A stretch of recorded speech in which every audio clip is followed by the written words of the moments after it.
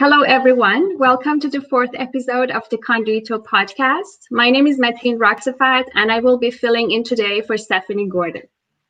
Today on our show, we are talking with Katie Fettes, Peace Ambassador with the Institute for Economics and Peace, about positive peace. In addition to her work with the IEP, she is also the Communications Director for the Rainmaker project, which is bringing solar-powered water pumps to South Sudan. As a humanity, we find ourselves in times of rapid change and confronting massive challenges, addressing a climate crisis, protecting human security, achieving justice for all. Because these are all issues that leave no one untouched, they have the potential to catalyze truly global solidarity and action.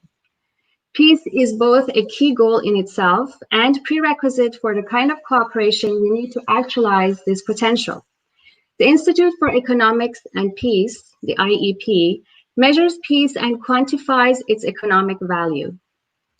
The IEP shows that peace is a positive, tangible, and achievable measure of human well-being and development. By putting forward a clear vision around how we can come together in solidarity and enlist the engagement of people everywhere, we can each help to create a world that is more peaceful and fulfilling for the majority of the people on the planet. Thanks to everyone for watching our live show. And if you have any questions or comments, please post them in the comment section. Hi, Katie. Thanks for being here today. Hi, Mateen. Thanks so much for having me. Good to be with you. You're welcome. So we're going to dive into the questions. And my first question for you today is, what is positive peace? The big question.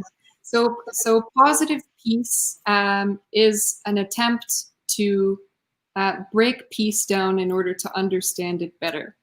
So peace is a huge concept. What makes it up? What is the fabric that makes it up and sustains it? So the measurement of positive peace is a framework that the Institute for Economics and Peace has developed in order to try and do that, break peace down so we can understand it, eventually so we can achieve it, and to show that we already are achieving it in relative ways, all the time, every day, in a big way, in a small way. So this concept started in about 1970 with a Norwegian researcher called Johan Galtung, who is the founder really of the field of peace and conflict studies. And so he separated peace out into negative peace and positive peace. Okay. So negative peace is what we think of at first. That's the absence of violence and also the absence of the fear of violence. Positive peace you wanted to show is a little bit more than that. So it goes beyond just absence of violence, having a strong and kind of thriving society. So positive peace is kind of the structures that sustain peace. And so he defined it too as the absence of structural violence. So that is a very, very, very aspirational goal for a society to reach a state of perfect positive peace. So what the Institute for Economics and Peace has done, and this is a think tank, it's based in Australia, is to try and pick up the work that he started and to start measuring it.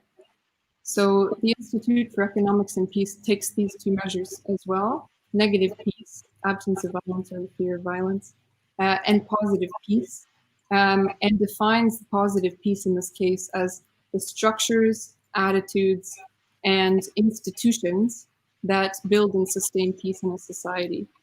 And they've turned them into actual measurements that they take at the country level and at the global level every year to show that it's not just an aspirational point, but it is an aspirational point, but it's also a framework and kind of a roadmap for getting there. So that is positive peace in a nutshell, what the IEP is trying to measure. Oh, I see. That's really interesting. I hadn't really heard about the distinction between positive peace and negative peace. So my second question for you is, what does the Institute for Economics and Peace seek to communicate? Yeah. So it seeks to communicate this, I think, in for people who like numbers, Mhm. you will love the Institute for Economics and Peace, because they try to put numbers on everything. What are the numbers behind the fabric of peace? And also its economic value. So it speaks in a powerful way. What is the economic value of taking this work as a society of building peace? And so the mission officially of the IEP is to help to create a world that is more peaceful and fulfilling for the majority of people on the planet. So that's it. And how they do it is to measure peace every year. So they've been doing it since 2008. So this will be the 12th year, and they just put out the 2020 study. So they take 2 measurements every year, a measurement of negative peace and a measurement of positive peace. And so this is communicated in the Global Peace Index, which and now it's considered as the world's leading measure of national peacefulness because it does such a comprehensive kind of snapshot every year of peace. Measures 163 countries, and this is not all of them, but it's all those with population over 1 million. So still it accounts for 99.7% of the world's population. So it's pretty comprehensive picture. Oh yeah. And it measures every country according to its level of peacefulness.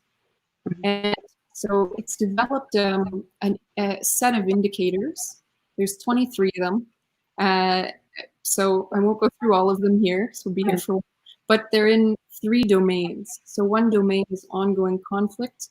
One is safety and security, societal safety and security. And the third is militarization. So those 23 fit under all 3 of those. So it measures peacefulness both internally and externally with the kind of concept that, in order to be a strong and thriving country, you need to be that internally, but also act as, in a sense, a strong citizen, in the world as a country. And so those measures are both internal and external. Especially under the militarization domain, you've got measures including like weapons exports. So if you are doing really well, internally, but then you're exporting tons of weapons, it's going to bring down your overall score. So it's a composite score that shows, countries are doing well in one area and not so well in another area, and it all balances out. Because this, list of 163 countries at the end of the day. Oops. And so that's the first component, and it captures the economic impact of violence, is what I said. So the 2020 report found that the cost of violence globally is $14.5 trillion. Oh, wow. There's a lot that goes into that number, of course, but it's within all of those indicators. So they quantified each one of those indicators and found $14.5 trillion is going towards, in a broad sense, sustaining violence. And that is 10% of the world economic, the world gross domestic product, I guess, if you will. And this just only goes into measuring violence, right? Wow. Measuring violence, measuring those indicators under the societal safety and security, which includes things like internally displaced people. That's putting a strain on your society. The cost of dealing with that, the cost of dealing with migration, all those kind of things, and the cost of it measures homicide as well, things like that. That adds up to over 10% of, the world's total economic output. So if you break it down to by individual, that's just under $2,000 per person. Wow. Yeah. Towards sustaining violence in a broad sense. That's amazing. Yeah. And so what they try to show is that by redirecting some of those funds, you can experience a peace dividend. So for every dollar that you don't spend on violence, that brings on more insecurity and violence, which is expensive to sustain. Right. You redirect it into peace and productivity, and you can experience a great peace dividend. So I think what the measurement tries to show also is that all of these factors are interconnected. Right. You know, so Yeah. if as a country we're doing well in some domains and not so well in other domains, this is all interconnected. So it kind of gives a framework for how change can happen by extracting the funds that are sustaining violence, redirecting them somewhere else into a more productive, process of building peace, building healthy, thriving, prosperous, inclusive societies, can have tremendous dividends.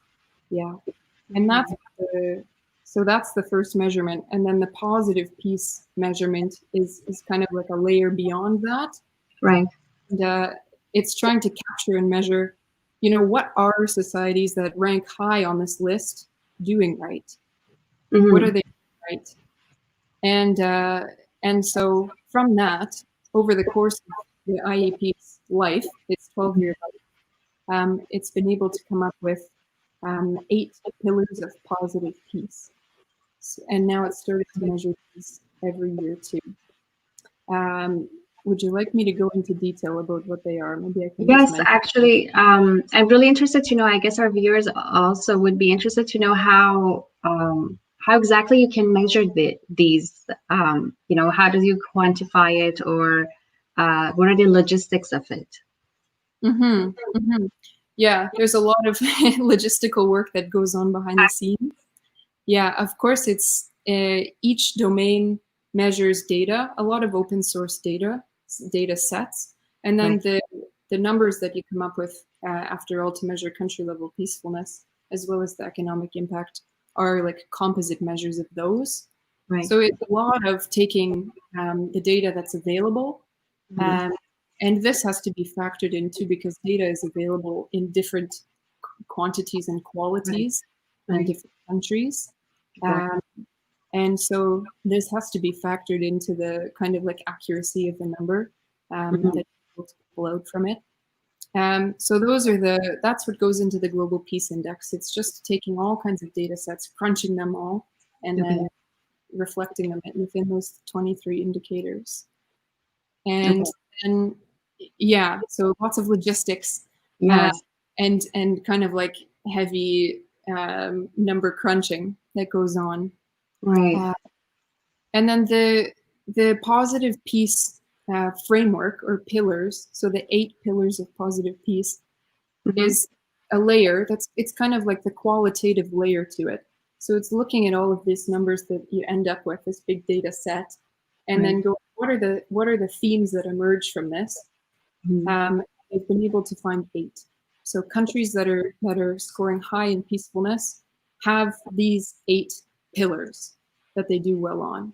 Those 8 pillars are well-functioning government, and they're very broad too. They're very broad. So well-functioning government, that just means a government that is delivering public and civil services, to a broad swath of the population, not just narrow part of the population, and that broadly upholds, rule of law and is fairly politically stable. So a well-functioning government. Sound business environment is the second one.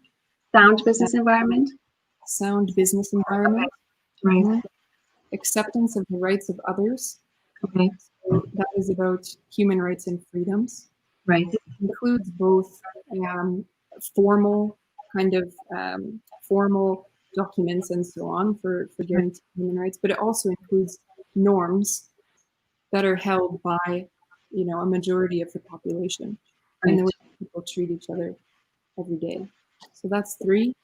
Good relations with neighbors is 4, as a country. Yes. So this is to say there's like a good neighborhood effect. So if you live in a neighborhood as a country, then it's more likely that maybe you as a country will stay peaceful too. So a good neighbor effect, free flowing information, high levels of human capital, low levels of corruption, and finally equitable distribution of resources.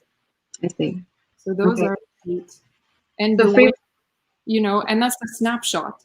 So right. it shows you how these things all work together, and how kind of like the economic, political, and social factors are interrelated Mhm. towards either peace or towards violence or insecurity. But Right. since it's a snapshot, I think what it doesn't show so much is the historical factors. So it will Right. only be able to do that, Mhm. the longer that the IEP exists and takes this snapshot every year. Right. Then we'll see. So far, we have a picture from 2008 until 2020. And, so we've been able to start to see some trends, but, you know, the longer that this kind of trend line can go, the more we'll be able to see what historical, changes are happening at this same time that was impacting on, either giving some societies as a whole, as a country, a leg up, or creating a barrier in a broad way globally for other countries to deal with. And you can see a lot of countries now that are that rank lower on the peace index, that have low levels of positive peace. You can see that they are dealing with a whole range of challenges, big structural challenges, Mhm. including challenges that are not totally within their control, such Right. as climate change, you know, environmental shocks, Right. and health shocks with the pandemic more recently. And so So you're right. So you're saying a downside of this eighth part criteria is that it doesn't incorporate the history of a country, for example. It doesn't take that into account. it can't really, because just in the way that Mm. it gives a snapshot. It Right. just gives you a snapshot of a moment in time. Moment in So, time, right? Of the present situation, right? of the present situation, yeah, it Mhm. shows why uh, it's kind of does the quantitative work, sorry, and Right. then you have to do the qualitative work and say, well, you know, what other factors are at play? What kind of structural power balance factors are at play? And I think the longer that it goes on, the more we'll be able to track alongside the numbers, Mhm. what's changing, what is changing. Hmm. I see. I see. That's really interesting. Hmm. Um, Hmm. so the other question I have for you is, what is the relationship between peace and climate change? And how can building positive peace help us to address environmental insecurity? Hmm.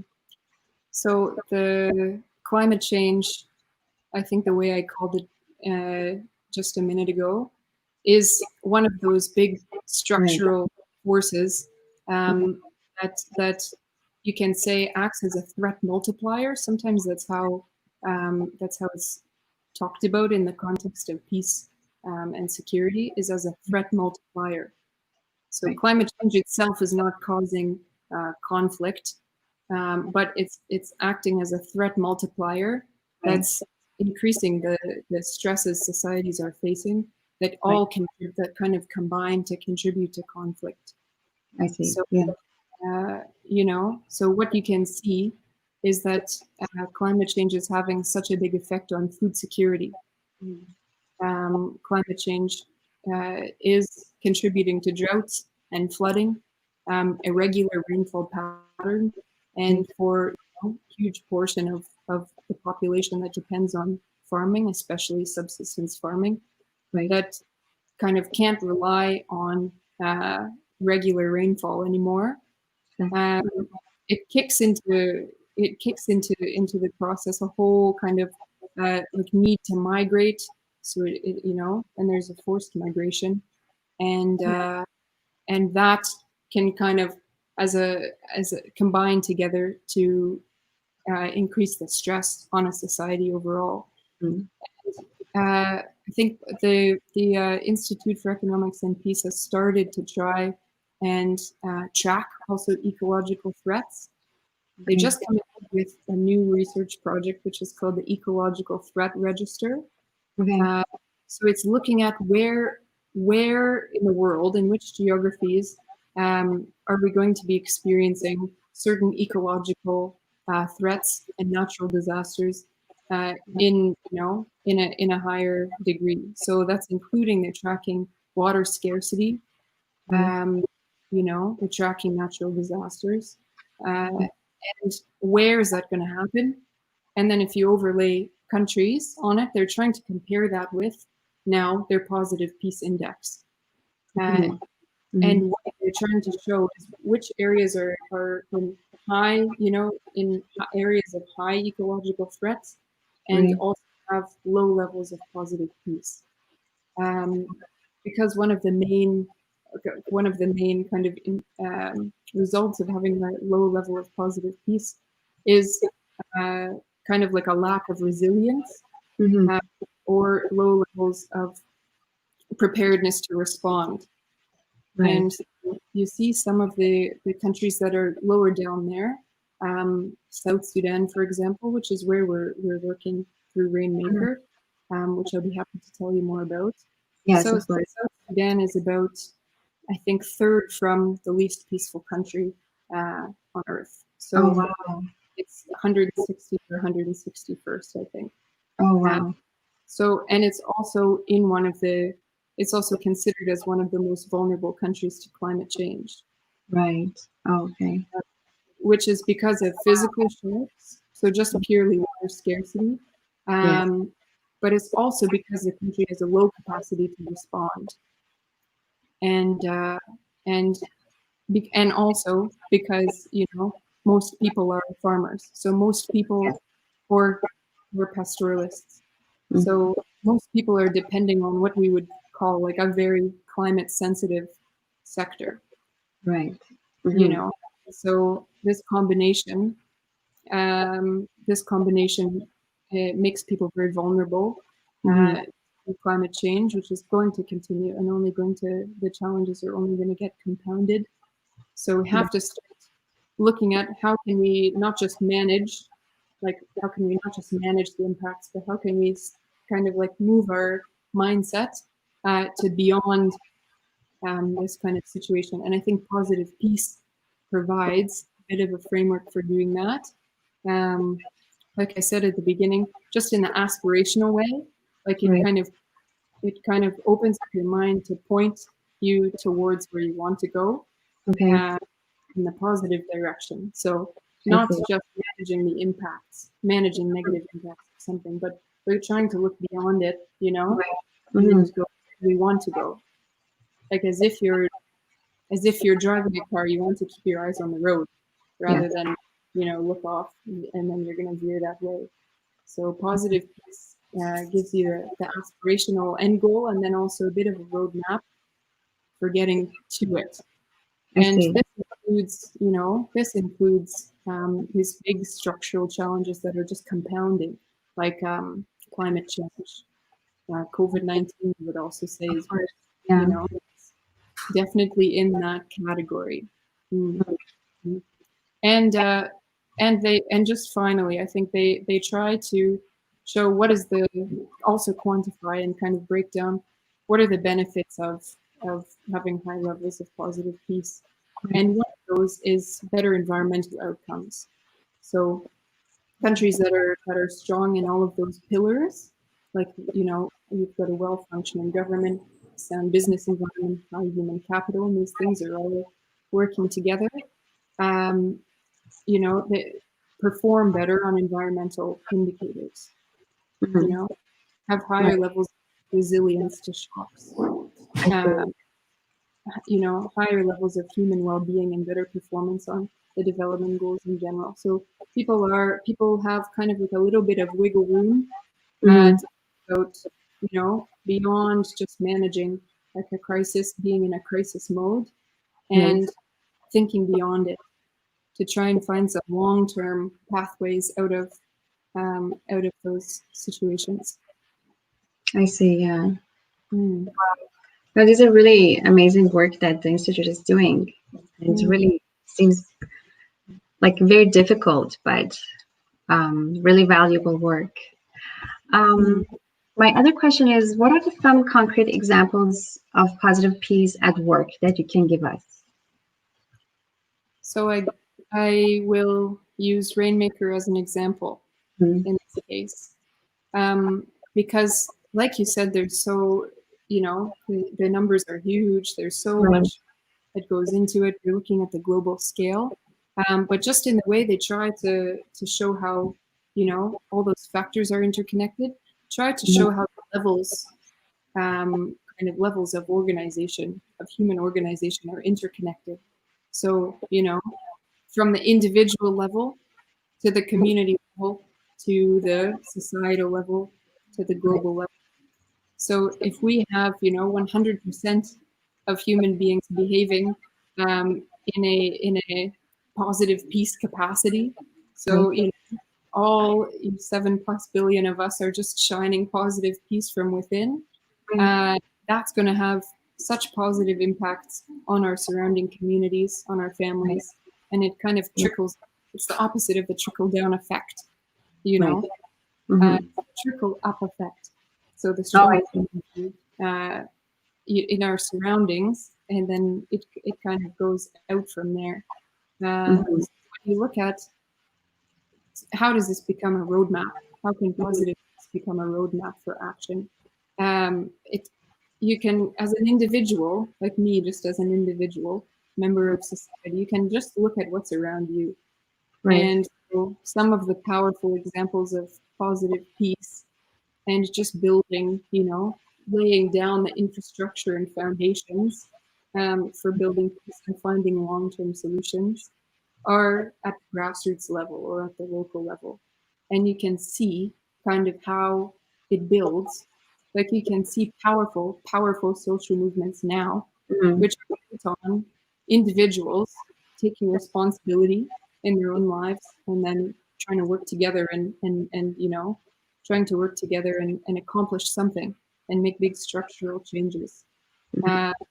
It has kind of like a network trickle up effect. And so there's examples of positive peace all around us every day. But we've tried to kind of incorporate this framework with what we're doing at Rainmaker. So it's going to be an example in this case. So Rainmaker is a nonprofit organization, and it was founded in Toronto in 2017. But it was founded by a former South Sudanese refugee. And so he relocated to Toronto because of some of these big structural forces, because of food insecurity, water insecurity, climate change, added into the mix, conflict and insecurity in a political, in the political sense.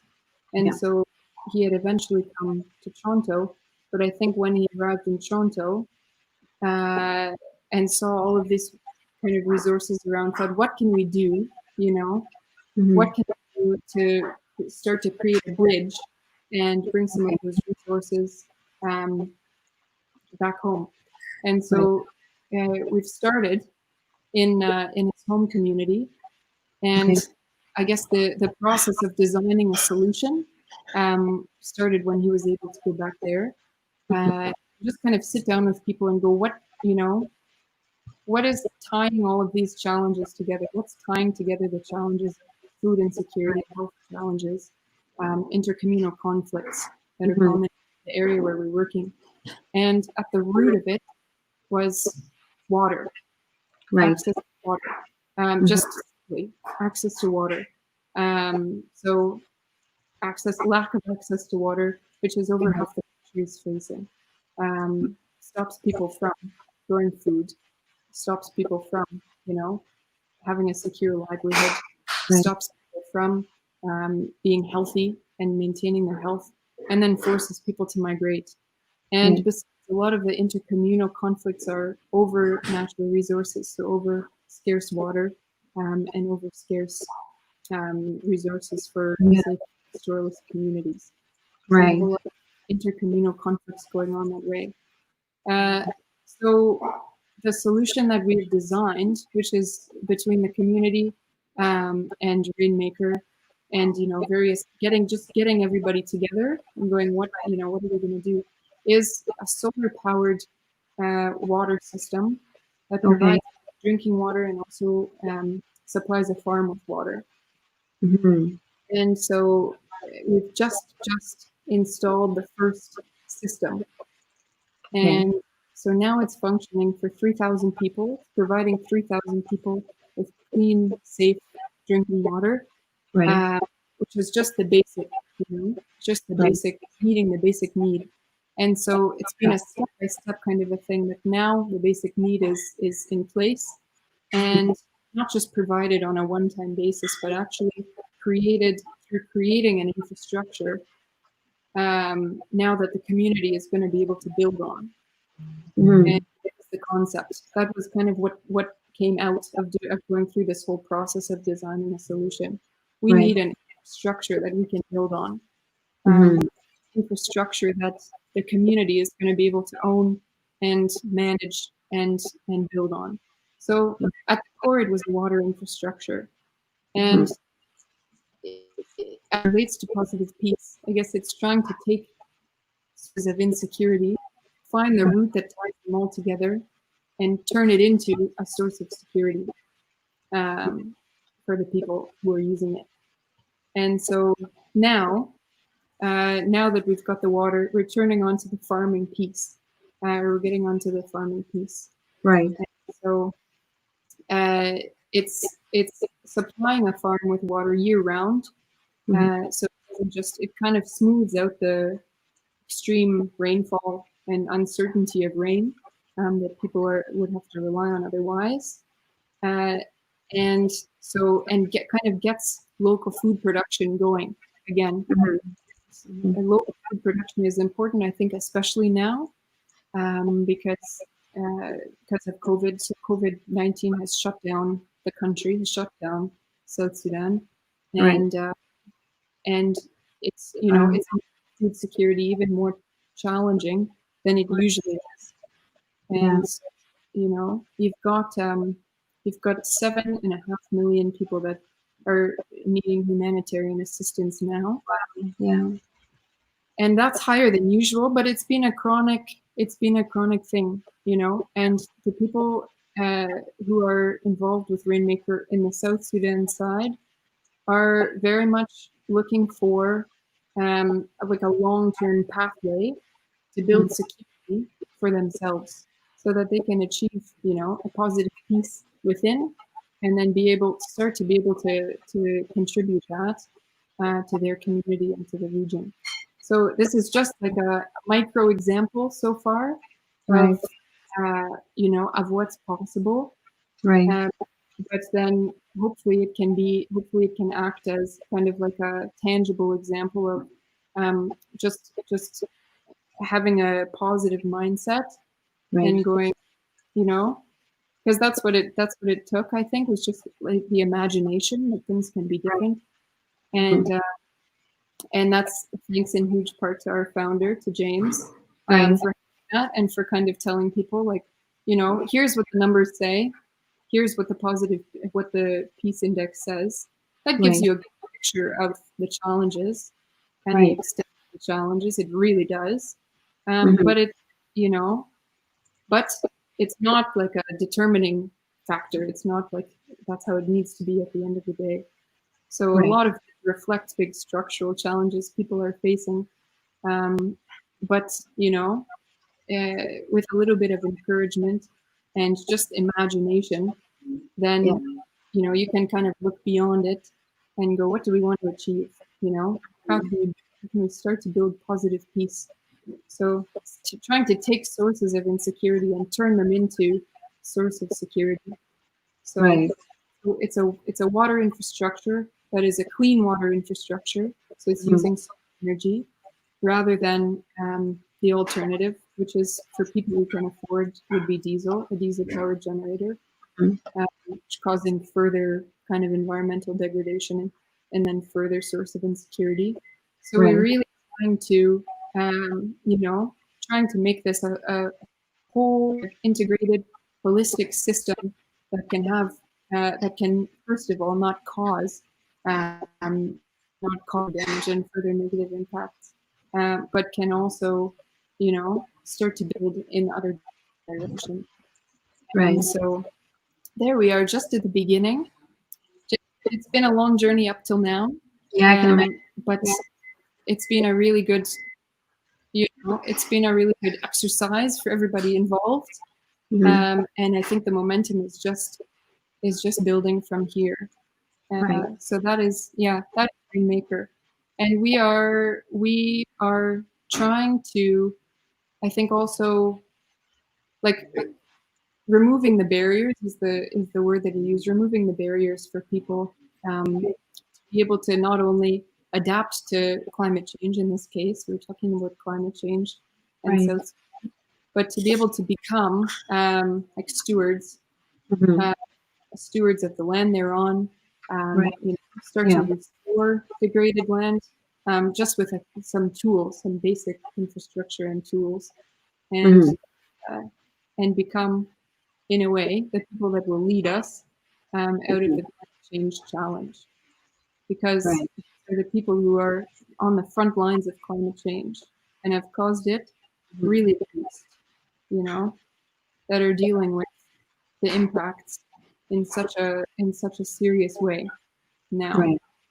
And so this kind of solution, trying to set up a sustainable system of farming all year round, but then also, farming that can have a net positive even impact on the climate. And so that's what, we're trying to set up a whole holistic kind of integrated solution that is in a challenging environment. Right. In a challenging environment. So it's an example of positive peace at a very much local level. And how it can trickle up is just by making sure that we integrate ourselves with the country's plan. Because you have tons of committed people in South Sudan, like you have tons of committed people anywhere. But what does the global peace tell us about the lack of capacity is that South Sudan is one of those countries that spends quite a bit of has to spend quite a bit of its GDP on violence. So over 50% of Sudan's GDP, and that is spent on violence. Right. And and so there's a lot of people, even in government in South Sudan, who are like, let's do something, but the resources maybe are not there. So we're just trying to find where we can do some of the work downstream at the community level, and then link with the upstream work, the policy work, the strategies, adaptation strategies. And as the days go by, strengthen this mechanism of working together at the various different levels. That's what positive peace tells us, and that we can try and bring the framework into the work that we're doing. We're doing. But the institute itself tries to, of course, most of the work it does is research and just publishing it. But their second function is to try and activate the research, so translate it and just make it, make it understandable to policymakers and to the average person. And so, applicable. Yes. Yes. Applicable. Yeah. So they have designed with the positive peace framework workshops that you can do that actually brings people around the table, and they can deal with challenges that they're facing in their own communities and act as a roadmap, to try and overcome them, find a workaround, or start to push things in a different direction. So they've been trying to do some of this and more of this activation work, because numbers say a lot, but sometimes they don't speak for themselves. I see. This seems really interesting. I mean, I'm thinking about, you did talk about how it's important also for the organization to get the local people involved, or when you apply this, whatever framework you are doing there, is there a big emphasis on getting the locals involved and sort of after a while leaving it in their hands to just take over, or is there always from an outside supervision? Yes, I think that's a very important part of it. Owning it, Right. no external imposed solution I see. last in a productive way. And so the process was very much driven by the community demand and the community's identification of the problem.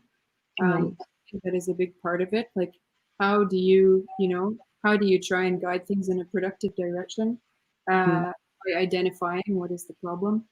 And so that's very much driven by, in the case of Rainmaker, it's very much driven by the people that who we're working with. The process has been, James, the founder, has initiated the process, and this is in his home community. So, a huge part of it is building relationships and leveraging relationships and making sure that it's a locally driven process from the beginning and throughout. And so, and James himself has been the bridge up till now. And so, what do we do from Canada? Because I support Rainmaker myself personally from Canada. Right. Is to bring the message of the work that the community and the whole region and the partners involved are doing, bring the message to Canada, and communicate and raise awareness here. And then also try and fundraise and raise resources that can support the work, on the other side. And just try and build like a two-way bridge in between. That can let the work continue to sustain itself. Right. But the work is driven by a permanent team that is from within the community, and so it will be ongoing. Yeah, since it's involves building infrastructure. The idea is for it to be permanent, and so as we go on to this kind of team is developing and encouraging the development of a whole sort of human infrastructure or social infrastructure around the project so that everybody is on board standing behind it and pushing it forward, Yes. And in terms of sustainability too, beyond environmental sustainability, sustainability in terms of well-being, we're also thinking about financial sustainability. So the model is kind of, we make an initial investment into the infrastructure, that will become a community asset. And so by making this initial investment that can overcome some of the high costs basically at the beginning. It's almost as if the community is becoming a homeowner of this infrastructure rather than renting for life, When you rent for life, you don't end up with retaining any of the wealth. And so, the model is that we make the initial investment by having this revenue generating piece, which is the farm, so selling the produce from the farm, that can sustain, the team that runs it, and it will eventually sustain the whole system. So that that you don't have this water infrastructure that's been installed that's just going to be left without the funds to sustain it and to maintain it. Right.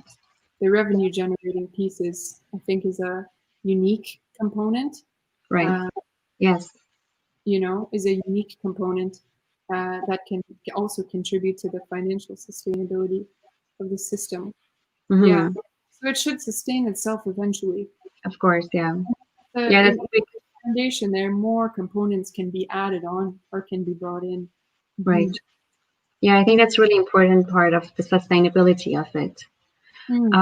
So maybe we can go to a question from a viewer. So Faraz Mansoor says he is asking Katie, this is really interesting. Peace affects us all on all levels, in ourselves, at home, in our work, with our generous planet, and in hotspots. Mhm. How can one bring more awareness to and significantly broaden the impact of the concept of positive peace? Would this be more through education, bringing power on board? Mhm. Mhm. What was that last part? Bringing power on They're board? asking, yeah. So I'll read the question again. How can one bring more awareness to and significantly broaden the impact of the concept of positive peace? And would this be more through education or such as bringing power on board? Hmm. Yes, thank you for us. Yes, I think education is a huge part of it, and just sort of knowledge translation for people to be able um, to understand that positive peace as a concept, besides all of the numbers and how it frames onto the global level. Positive peace is a human and a very personal concept. So, if we can Right. start there, if people can start there by Mhm. understanding, if you can be connected to yourself, if you can have peace within, then you can basically you can work miracles in your environment Yeah. because you can say Yeah. just in the environment around you, in your home, with your friends, you Right. can just look at things differently and you can see, with this framework on board, you can Mhm. see things are shiftable. Things are not final. It gives you a snapshot to look at how you're doing and how your environment is doing, but things are really shiftable. So what is the inroad? Right. um, if you look at all 8 of those pillars, what is like the low hanging fruit? Where can we start? Yeah, where can we just start to loosen things up a little bit Mhm. and move forwards? So I think that starting with yourself is the important thing, and then working out from there. But there's a huge potential for this message to be spread Mhm. uh, through education, through workshops, Right. presentations. You know, that is what how they have been spreading it up till now. Right. Um, but I think the more interactive, the better, so that people can understand how this kind of framework or this kind of like way of thinking can apply to whatever it is that they're doing, to whatever it is that they're doing, and uh, bringing power into it was I think part of the question. Yes, I guess that's an important part too when we're talking about at the country level and what this index measures country level peacefulness. Um, you like I said, it maybe doesn't cover the historical uh, Mhm. ground and power. So the power that's behind it. What is, it says a country with a high level of positive peace tends to have higher incomes on Mhm. per capita, higher incomes per capita. And, you know, what are all the historical kind of factors behind that? And what kind of power and maybe even power imbalances are Mhm. driving that? So, yeah, power has to be an important part of the conversation. And, but if it can be like a productive power, Mhm. if it can be productive power and inclusive power, then Mhm. then it can help to build positive peace. Right. But Yeah. education is where it should go, and I think just translating so that people don't need to look at it and think, oh, okay, get overwhelmed by all the numbers and the different indicators and all of Right. that, but Mm. just be able to simplify it and translate it for I whatever it see. is you do. Mhm. Right. Mhm. Yeah. We have a few other questions, so I can read one more. I mean, we'll just read them now as a break from the other questions. So Yang Bodu is asking, even with 1.5-degree warming, 100, I think 100 M may become 100 million may become climate refugees and migrants. How might we craft a free movement framework such that those impacted have ready access to decent work opportunity to upskill? Yeah. Yes. We will have to reimagine how we provide people with services. Mm-hmm.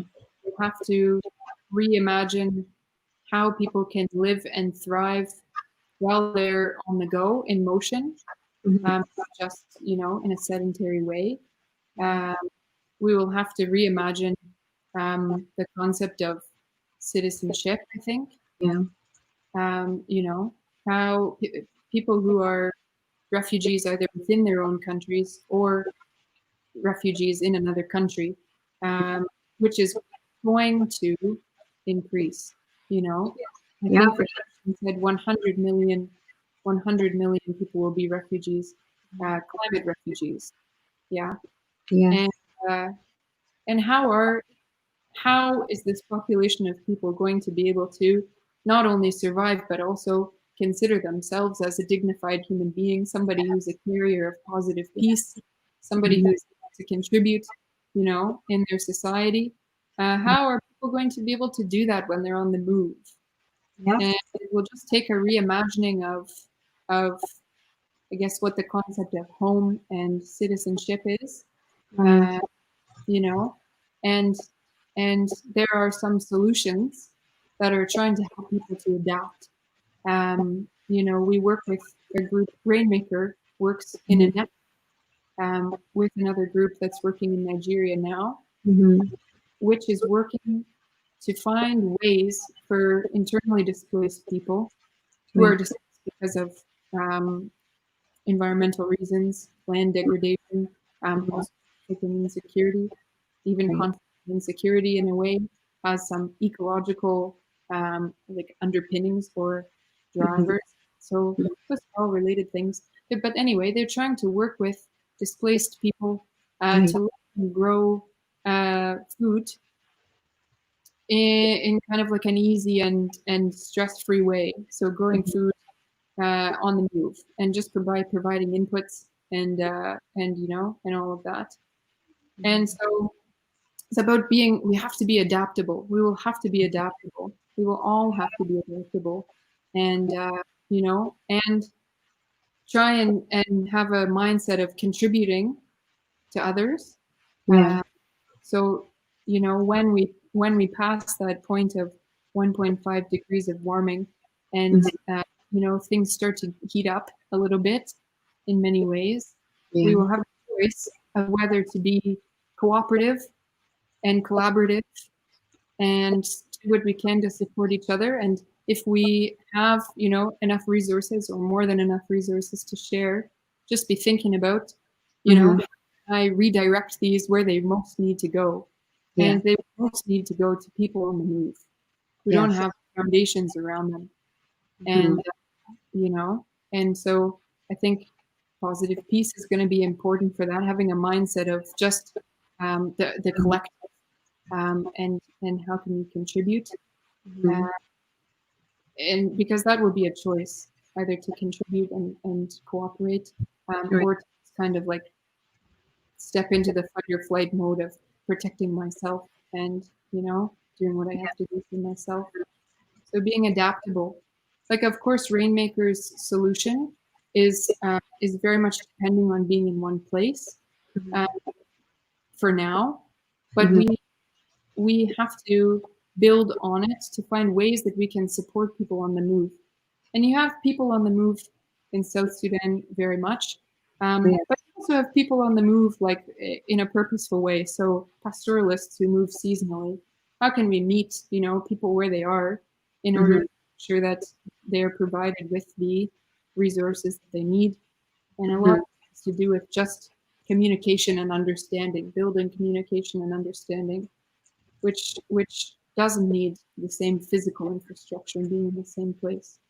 So I guess basically conflict is just a communication breakdown or some kind of argument that couldn't be solved peacefully, So communication, understanding, just everybody being able to see each other eye to eye, and see where each other are coming from as we meet each other on the move is going to be increasingly important.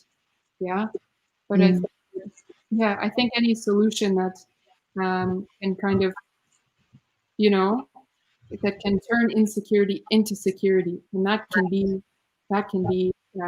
what the worse the problem is, the more that should inspire us to try and the challenges that we're facing now require cooperation and collaboration like never before. People say, I think people have been always dealing with challenges that they thought in whatever generation or time it was, they must have thought this is huge. Yeah, that's true. Now we are really in a time where we are dependent on each other. Yes. And the kind of hurdles that we need to overcome, and the kind of changes that we need to make in the next few years, so that we can start to have a positive impact on those numbers, 100 million people, 1.5 degrees of warming. That will take some serious mutual understanding and collaboration, and it presents us with an opportunity for it like never before. So it's an exciting time to be alive. Yeah, exactly. We have one more question if you want to take another question. Steph Gordon says, thank you for these insights, Katie. I was wondering how might a nation's Positive Peace Index, PPI, impact its ability to respond to health crises such as the current global pandemic?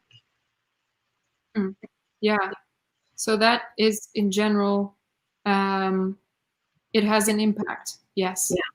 And the IEP for the first time this year just added in a measurement about response to health shocks. And so it was focusing on COVID-19. Of course, when I put the report out, it ended in March. Like its period of analysis had ended in March. So it caught the first, few months. And then we will have to wait until the report next year to catch what has happened in the last few months. And things are changing so fast and, so dramatically that we'll have to wait to get the full picture. But it falls in the same kind of realm as a climate shock does. So countries with high levels of positive peace were found by the IAP to have more effective responses to COVID-19 in particular. Faster, responded faster, and in many cases responded stronger with high levels of positive peace. Because the capacity because the strong foundations are there to kind of kick into action. Many countries have responded in different ways. You can compare the difference in the response between the United States and Canada. Some has to do with leadership, differences in leadership. But Canada tends to score much, much higher on the Positive Peace Index than the United States does in any case. So they track, effective response to COVID and high levels of positive peace. They definitely do track together with each other and show us, as we are facing shocks as societies and interconnected shocks in the years to come, and building positive peace is definitely a worthwhile endeavor for us all to consider. When it comes to health in particular, when it comes to climate, those are going to impact people, beyond human control. But the way that we respond to them has a lot to do with how we're organized and how we're cooperating as a society. So, and we can kind of have a mark of how we're doing on that by using this framework of positive peace. I see. Okay, I think we have time maybe for one more question because we're at our 1 hour mark. and then we are gonna wrap up. So the last question is, why is it important for everyone to understand the positive peace framework? Mm-hmm. It is important for everyone to understand the positive peace framework because we are now living in a global world where, your actions have reactions, and Mhm. causes that you decide to take on, or the causes that you stand for, are going to have consequences. And, you know, you have a ton of, you have power. What you do has power. That's how the power can come in here. What you do as an individual matters and has power, you know? And so you also have a responsibility. You have a responsibility to try and use it in the right way. And Right. so, you can direct your power in a productive way, or you can direct it in a destructive way.